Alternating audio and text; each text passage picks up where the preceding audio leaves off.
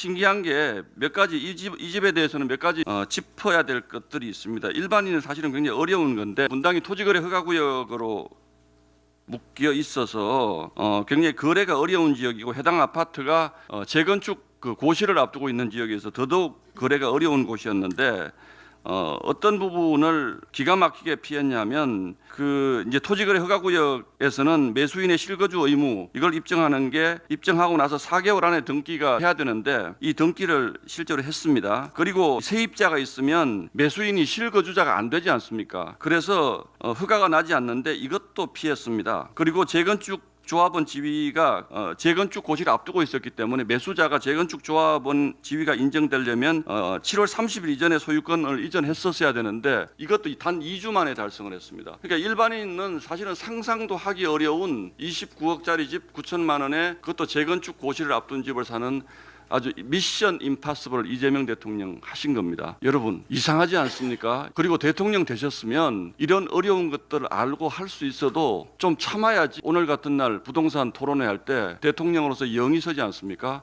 집이 단 한 채만 있어도 이게 실제로 실거주하는 집이 아니고 그냥 가지고 있는 집이라면 투기꾼이라고 했습니다. 또 심한 경우에는 악마라는 표현도 씁니다.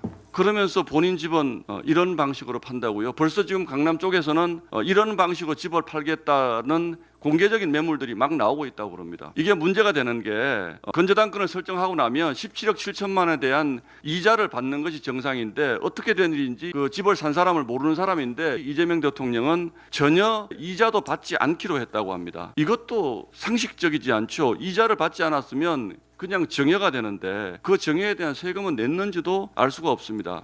그리고 어제 청와대인가요? 어디에서 유튜버를 만들어가지고 버젓이 이런 방법으로 거래를 했기 때문에 아무 문제가 없습니다라고 자랑을 합니다. 도대체 양심이 있는 사람들인가? 그러면 은행 문턱을 못 넘어서 그동안 발을 동동 구르고 주변 사람들에게 아쉬운 소리 했던 사람들은 도대체 뭘 한 것인가? 여러분 허망하지 않습니까? 상상도 하지 못한 일을 이렇게 대통령이 해내는 것을 그냥 대통령이기 때문에 대통령이니까 할 수 있겠거니 이렇게 넘길 수 있는 일인가요? 저는 납득하기 어렵습니다. 오늘 부동산 토론회에서 이재명 대통령이 어떤 해명을 하실지 모르지만 지금 언론의 관심은 이 집을 산 사람이 누구냐 이런 관심들이 있는 것 같습니다만 저는 도덕적으로 도대체 대통령이 이런 식의 국민들에게 허탈감을 안겨주는 편법을 아무렇지도 않게 자행하고 그걸 아무 문제 없는 것입니다라고 주장하는 것이 그게 실용입니까? 저는 국민 여러분들이 판단을 하시리라고 믿습니다.